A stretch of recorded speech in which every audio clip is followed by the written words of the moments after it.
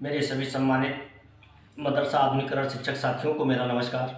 मैं पंकज मिश्रा, मदरसा आधुनिक शिक्षक। दोस्तों, जैसा कि आप जानते हैं कि मदरसा आधुनिकीकरण शिक्षकों की समस्या काफ़ी गंभीर विषय बना, उसके समाधान के लिए लगातार प्रयास किए जा रहे हैं। तो प्रयास सफल हुआ है या नहीं हुआ है, ये तो आने वाला वक्त ही बताएगा। लेकिन हम लोगों ने, एकता की टीम ने अपना प्रयास हमेशा जारी रखा है और जारी है। दोस्तों, आपको हम बताना चाहते हैं कि कैबिनेट की मीटिंग होने वाली थी, उसमें क्या हुआ क्या नहीं। दूसरी चीज, जो शासन को रिपोर्ट भेजी गई है, उसमें क्या आधुनिकीकरण शिक्षकों को जगह दी गई है? क्या उस रिपोर्ट से मदरसा आधुनिकीकरण शिक्षक लाभान्वित होंगे या एडेड मदरसा वालों की कन्नी कटेगी? इन सारी चीज़ों पर हम आपसे चर्चा करेंगे। आपसे निवेदन करेंगे आप वीडियो के लास्ट तक बने रहें। और मनोज कुमार विश्वकर्मा जी के कमेंट का हम जवाब देना चाहेंगे। उन्होंने पूछा है कि झूठी वीडियो बना करके कितना कमा लेते हो? दोस्त, मैं मनोज कुमार विश्वकर्मा जी आपसे कहना चाहता हूं कि जितना भी कमा लेता हूं, नमक रोटी हमारा चल जाता है। लोगों का प्यार मिलता है, स्नेह मिलता है, 2 वक्त की रोटी चल जाती है। बस मैं इतने कमा पाता हूं, इससे ज़्यादा मैं नहीं कमा पाता हूं और न इससे ज़्यादा की मुझे ज़रूरत है। हो सकता है आपको इससे ज़्यादा की ज़रूरत होगी, क्योंकि आप जब यहाँ से जाएंगे मृत लोग छोड़ करके, तो पैसा आपका वहाँ कुछ काम करे। मुझे नहीं चाहिए, मुझे लोगों का प्यार चाहिए, लोगों का आशीर्वाद चाहिए। रही बात वीडियो बनाकर कमाने की, तो आपको मैं बताना चाहता हूं कि जब से मैंने वीडियो बनाना शुरू किया है, तब से लेकर के आज तक अभी $100 नहीं पूरा हुआ है। ठीक, आपका संशय में खत्म कर देना चाहता हूं। $100 अभी नहीं पूरा हो पाया है। इतनी कमाई होती है, इतना आप मान लीजिए। हाँ, दूसरी चीज, दूसरे के घर को आग लगाने से पहले अपना घर भी देख लेना चाहिए कि कहीं उसी लपट में हमारा घर भी ना आ जाए। और जिसके घर कांच के बने होते हैं, वो दूसरे के महलों पर पत्थर नहीं फेंका करते। खैर छोड़िए, ये कुछ लोगों की आदतें बन गई हैं। अब हम बात करेंगे दोस्तों उस रिपोर्ट के बारे में, जो रिपोर्ट शासन को भेजी गई है। सेवा नियमावली में क्या है क्या नहीं है, किस तरह से उसमें स्थान दिया गया नहीं दिया गया। दोस्तों, जो रिपोर्ट मांगी गई थी मदरसा शिक्षा सुधार की, वो रिपोर्ट शासन को भेज दी गई है। लेकिन उस रिपोर्ट को एडेड मदरसा वाले मानने को तैयार नहीं। दूसरी चीज, कामिल और फाजिल को उसमें कोई सहूलियत नहीं दी जाने की खबर है सूत्रों के हवाले से। तीसरी चीज, 2014 से पहले के शिक्षक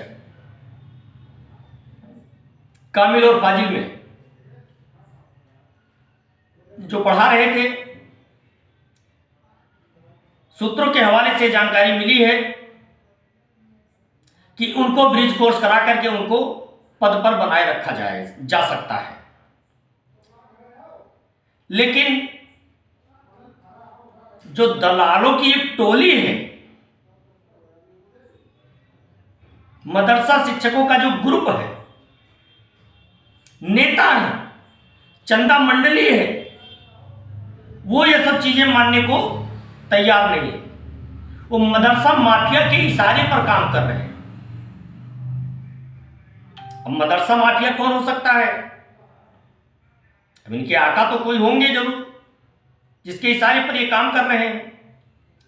ये नहीं चाहते हैं कि आधुनिकीकरण शिक्षकों का कुछ भला हो, क्योंकि जैसे इनको पता चलता है कि आधुनिकीकरण के लिए कुछ इसमें रखा गया है, तुरंत ये लोग एक सुझाव प्रस्ताव लेकर के सामने प्रस्तुत कर देते हैं और मामला कुछ दिन के लिए पेंडिंग हो जाता है, जैसे कि एजाज अहमद साहब बकाया को लेकर के कर रहे हैं।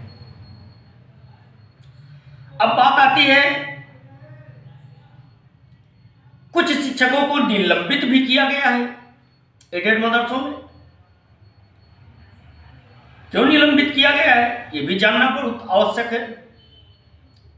निलंबित इसलिए किया गया है क्योंकि इन्होंने सरकारी पैसों का बंदरबाट किया, चंदे के पैसे का दोहन किया, गलत तरीके से इन्होंने सूचनाएं दी और उसमें ये संलिप्त पाए गए, जिसकी वजह से इनको निलंबित भी कर दिया गया है। अब इनकी बौखलाहट और छटपटाहट इतनी बढ़ गई है। अब आप बताइए, जो अपनी नौकरी नहीं बचा पा रहा है तो दूसरों की नौकरी क्या लगवाएगा मेरे भाई? इसी बात से अंदाजा लगा लीजिए कि जो अपना घर नहीं बचा पाया वो दूसरे के यहां उसकी रक्षा कैसे कर सकता है? जैसे कि अखिलेश यादव जी पूर्व मुख्यमंत्री उत्तर प्रदेश खेसारी लाल यादव जी के जनसभा में गए थे और वहां पर उन्होंने कहा था कि खेसारी लाल यादव भारी मतों से विजयी हो रहे हैं और लालू के बेटे को बताया था तेजस्वी यादव को मुख्यमंत्री बन रहे हैं और शपथ ग्रहण में ही हम आएंगे। अब इतने बड़ बोले वो बोल गए कि जिसके जनसभा में गए थे उन्होंने कहा कि हमको हराने वाला कोई माई का लाल पैदा नहीं हुआ है, हम ब्रह्मा के लिखे हुए लकीर को भी मिटा सकते हैं। अब उन्होंने कुदरत को ही चुनौती दे डाली।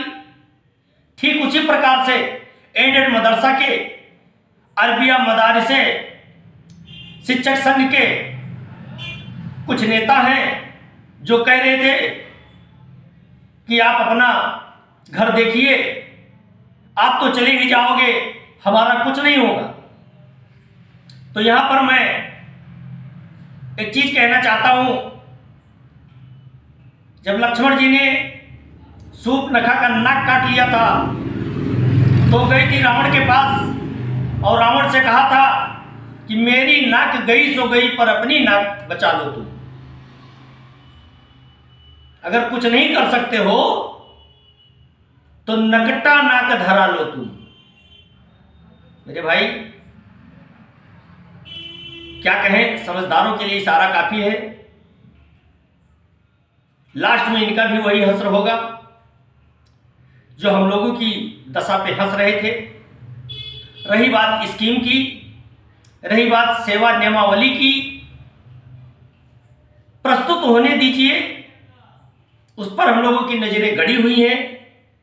आज एक शिक्षिका ने मेरे पास फोन किया, उन्होंने कहा कि सर अभी हम इस डर में स्कूल जा रहे हैं कि कहीं ऐसा ना हो